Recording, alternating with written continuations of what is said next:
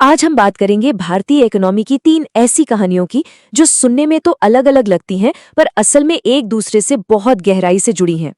पहली कहानी है ऑटो इंडस्ट्री की, जिस पर दबाव बढ़ता जा रहा है। दूसरी है एक नए इन्वेस्टमेंट क्लास की बढ़ती डिमांड। और तीसरी कहानी है ग्लोबल ट्रेड में चीन के दबदबे को चुनौती देने का एक बहुत बड़ा मिशन। तो चलिए एक एक करके इन तीनों को समझते हैं। तो चलिए शुरू करते हैं एक पहेली से। देखिए, 2025 का साल भारत के ऑटो सेक्टर के लिए जबरदस्त था। मतलब 2.68 करोड़ गाड़ियां बिकी, एक नया रिकॉर्ड बना। लेकिन यहाँ एक लेकिन है। अगर हम सिर्फ सेल्स के नंबर देखें तो कहानी अधूरी है। असली कहानी तो मुनाफे और मार्जिन में छिपी होती है ना? और यहीं पे सारा खेल है। एक तरफ तो गाड़ियों की बिक्री आसमान छू रही है, रिकॉर्ड पर रिकॉर्ड बन रहे हैं, और दूसरी तरफ बनाने वालों का जो प्रॉफिट मार्जिन है वो सिकुड़ता जा रहा है। और ऐसा क्यों हो रहा है? क्योंकि गाड़ियां बनाने की लागत यानी इनपुट कॉस्ट बहुत बढ़ गई है, खासकर कुछ कीमती मेटल्स की वजह से। और इस दबाव की सबसे बड़ी वजह है प्लैटिनम। जी हाँ, प्लैटिनम की कीमतों में जो उछाल आया है वो कमाल का है। ये वही मेटल है जो गाड़ियों के कैटालिटिक कन्वर्टर्स और सेंसर्स में लगता है। अब जरा ये देखिए, अप्रैल 2025 में इसकी कीमत थी करीब $1000 प्रति ऑन्स, और जनवरी 2026 तक ये पहुंच गई $2450 पर। मतलब सीधा सीधा 145% का जंप। जाहिर है इसका असर सीधे कार बनाने की लागत पर पड़ेगा। और ये सिर्फ हवाई बातें नहीं है, इसका असली असर कंपनियों पर दिख रहा है। जैसे मारुति सुजुकी ने खुद कहा है कि इस उछाल से उनके तीसरी तिमाही के मार्जिन पर 60 बेसिस पॉइंट्स यानी करीब 0.6% का हिट लगा है। और बात सिर्फ प्लैटिनम की नहीं है, कॉपर और एल्यूमिनियम जैसे दूसरे जरूरी मेटल्स भी 10 से 15% तक महंगे हो गए हैं। तो मुश्किल चारों तरफ से बढ़ रही है। तो ठीक है, ये तो हुई इंडस्ट्री की समस्या, लेकिन यहाँ कहानी का एक दूसरा पहलू भी है। कहते हैं ना, किसी का नुकसान किसी का फायदा। तो जहां एक तरफ ऑटो कंपनियां इन बढ़ी हुई कीमतों से परेशान है, वहीं दूसरी तरफ इन्वेस्टर्स के लिए एक नया मौका खुल रहा है। उन्हें समझ आ रहा है कि जो इंडस्ट्रियल मेटल्स हैं, ये सिर्फ फैक्ट्री के लिए नहीं बल्कि इन्वेस्टमेंट पोर्टफोलियो के लिए भी बड़े काम के हैं। देखिए, पिछले साल हमने देखा कि गोल्ड और सिल्वर ने क्या जबरदस्त रिटर्न दिए। इससे कमोडिटीज में इन्वेस्टर्स का इंटरेस्ट काफी बढ़ गया।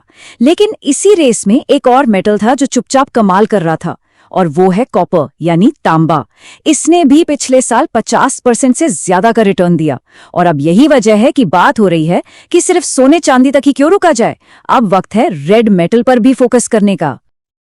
अब सवाल ये है कि कॉपर इतना जरूरी है क्यों?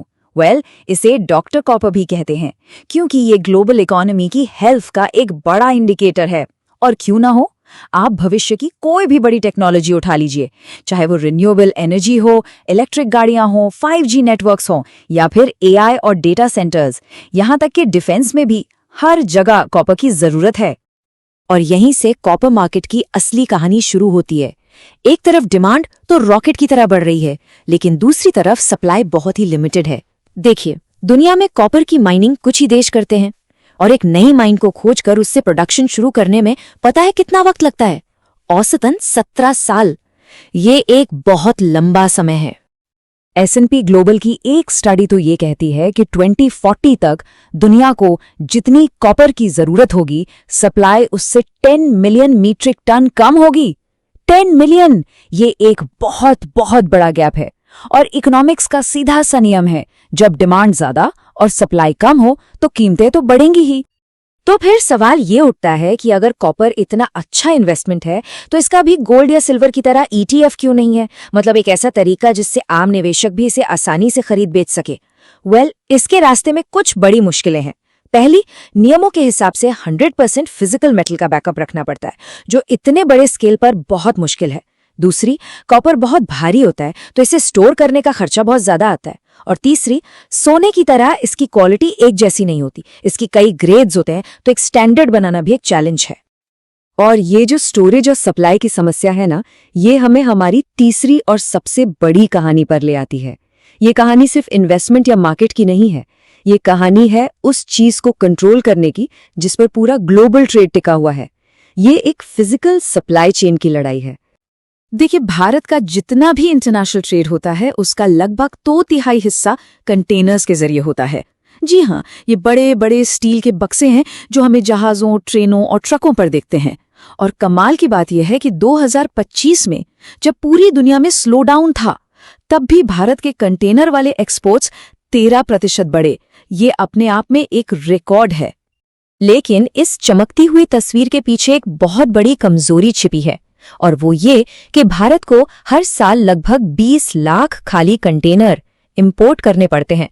और अंदाजा लगाइए ये कहां से आते हैं? ज्यादातर चीन से।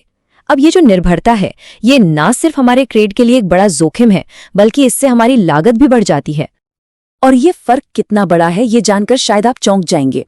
चीन की सालाना कैपेसिटी है 60 लाख कंटेनर बनाने की, और भारत की सिर्फ 300। जी हां, 60 लाख के सामने सिर्फ 300। इसी जबरदस्त फर्क की वजह से आज इस पूरे मार्केट पर चीन का एक तरह से कब्जा है। लेकिन अब भारत इस तस्वीर को बदलने की पूरी कोशिश कर रहा है। सरकार ने इस निर्भरता को खत्म करने के लिए एक 3 तरफा स्ट्रैटेजी बनाई है। पहला, एक 10,000 करोड़ का बजट स्कीम ताकि देश में ही मैन्युफैक्चरिंग का इकोसिस्टम बन सके। दूसरा, वायबिलिटी गैप फंडिंग, मतलब सब्सिडी देकर भारतीय कंटेनरों को चीन के कंटेनरों के बराबर सस्ता बनाना। और तीसरा, एक नई शिपिंग लाइन BCSL, जो इस बात की गारंटी देगी कि भारत में बने कंटेनरों को खरीदने के लिए एक पक्का डोमेस्टिक मार्केट हो। तो देखा कैसे ये तीनों कहानियां आपस में जुड़ गई।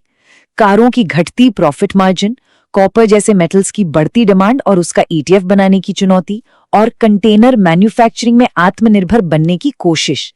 ये सब असल में एक ही बड़ी कहानी के अलग अलग हिस्से हैं। और ये कहानी है पूरी दुनिया में चल रही उस जद्दोजहद की जो रिसोर्सेज और सप्लाई चेन्स पर कंट्रोल के लिए हो रही है।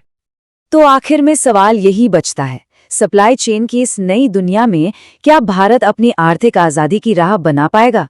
क्या वो शिपिंग कंटेनर्स के मामले में चीन के दबदबे को सच में चुनौती दे सकता है? ये एक बहुत बड़ा चैलेंज है, इसमें कोई शक नहीं। लेकिन इसका जवाब ही ये तय करेगा कि आने वाले दशकों में भारत की आर्थिक तकदीर क्या होगी।